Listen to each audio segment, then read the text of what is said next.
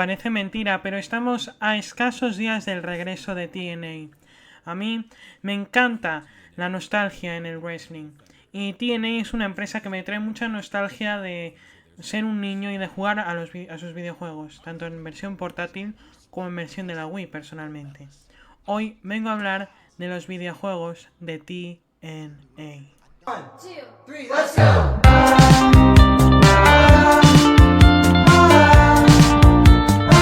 Corría el año 2008, los videojuegos de WWE y la saga de SmackDown vs. Raw estaba a todo trapo.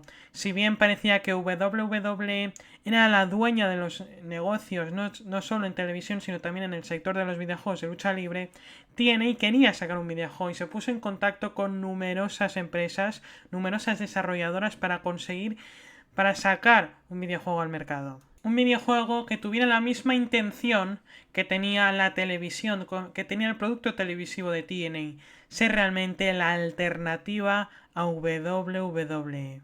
Y por fin consiguieron llegar a un acuerdo con la desarrolladora Midway. Si bien tenían una contrastada trayectoria en juegos arcade, nunca se habían embarcado en un juego como este tipo. Sí que es cierto que habían hecho un juego de NBA, pero nunca un juego de lucha libre. Y hay que ser realistas, los recursos para hacer este videojuego eran contados, pero la pasión y las ganas de ambas partes para que este juego funcionara realmente eran mucha. Y es por ello que este proyecto fue el último gran proyecto de Midway. Y fue así como en septiembre de 2007 vimos el primer tráiler de TNA Impact, un juego revolucionario en este sector que nunca había contado con una gran oposición a ese gran saga de videojuegos que tenía WWE. Sí que es cierto que habían habido juegos exitosos de ECW, WCW, pero nunca con la ambición que tenía este TNA, con una experiencia de juego totalmente distinta a lo que habíamos visto antes. Y es que había algo que era totalmente distinto, que tenía un sentimiento totalmente que nunca se había tenido en este sector, que era el modo historia de Suicide. Un luchador ficticio que era, bueno, despojado de su máscara y despojado de su identidad por parte de LAX, y que poco a poco el jugador se encargaba de darle una personalidad a este luchador y devolverle al lugar donde se merecía, al estrellato, al título mundial de Total Non-Stop Action. Y ya fuera de ese modo, bajo mi punto de vista, este videojuego tenía los mejores gráficos que había tenido jamás hasta el momento un videojuego de lucha libre. Supieron tener un videojuego con unos gráficos realmente adaptados al tiempo, y eso teniendo en cuenta una vez más los limitados recursos con los que contaba la desarrolladora al hacer este videojuego. Con un estilo de juego un tanto arcade, animaciones un tanto repetitivas, pero no por ello impactantes. Era impresionante de ver, no tanto de jugar, sí que es cierto. Eran aquellos finishers que tenías que cargar la barra de impact y pulsar una combinación de botones para poder golpearlo, y hacía este tipo de cinemática con un breve hilo musical de fondo. Desde luego que el dramatismo estaba asegurado, y esto era algo muy interesante para el jugador. Y una vez visto este tráiler, la fecha estaba fijada. Era 2008, el día 9 de septiembre, este videojuego salió a la luz públicamente.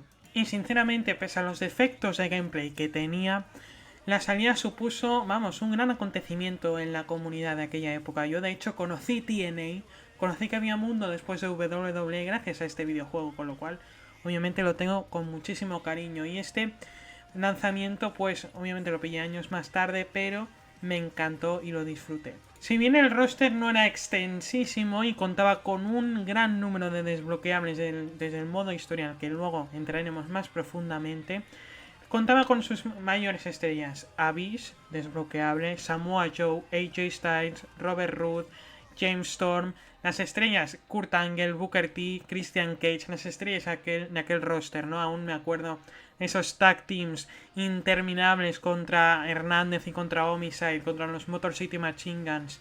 Bueno, y obviamente yo siendo 3D, el Team 3D, que me encantaba. Me traen una nostalgia y es algo especial este videojuego, no lo siento como un juego más. Y ahora sí, amigos, vamos a meternos a fondo en aquel modo historia de Suicide.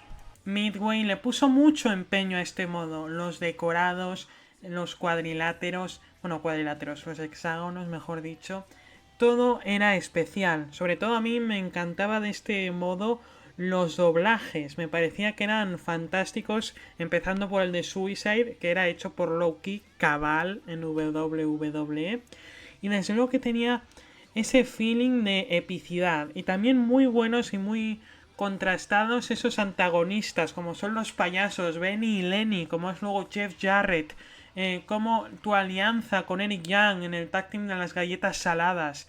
Era increíble cómo llegas a la base militar con tu personaje y te enfrentas a esos payasos, y una vez que ganas te tenías que enfrentar a James Storm para volar a Orlando y conseguir un tryout con TNA, ahí presentado por Kevin Nash, donde tenías que vencer a Jay Lethal.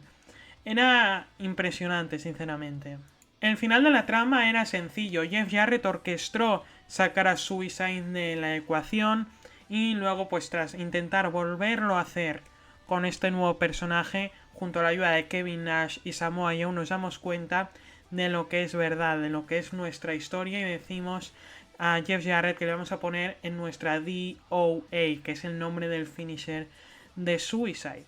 Y ahí es donde Jeff Jarrett se da cuenta que nosotros somos Suicide, así que ganaríamos a Jeff Jarrett, retendríamos ese Impact World Championship y terminaríamos el modo como campeones mundiales y realmente como nuestra personalidad, sacando nuestra personalidad antigua a relucir, que por fin nos habíamos acordado de ella, la personalidad de Suicide. Yo personalmente le guardo un cariño inmenso a esta historia. Sé que es cierto que lo jugué cuando era súper pequeño y me daba hasta miedo esa escena de LAX atacándote en el parking. Era obviamente algo que de pequeño te da mucho miedo.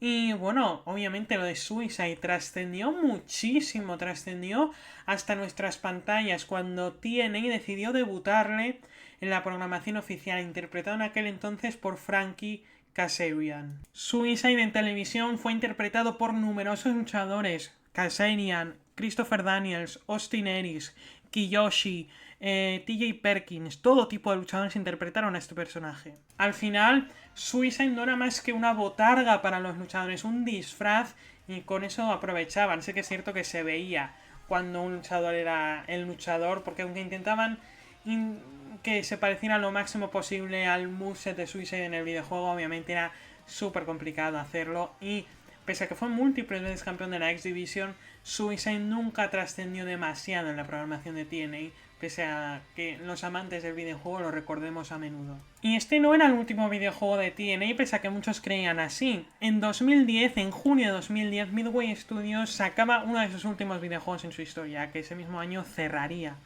Y era TNA Cross the Line. En su esencia era un juego muy similar al TNA Impact, sin embargo, pues era un tanto más, pues obviamente arcade, un tanto más píxeles brutales. Sí que es cierto que contaba con algún personaje que quizá no salía en el juego de consolas, pero bueno, sí que es cierto que la jugabilidad era muy complicada y el juego sí que se notaba que era bastante más cutre que el de consolas. Obviamente también se basaban mucho en los textos, luego no había cinemáticas en sí, eran como diapositivas, como fotos, y quizá no transmitía tanto como sí llegó a transmitir.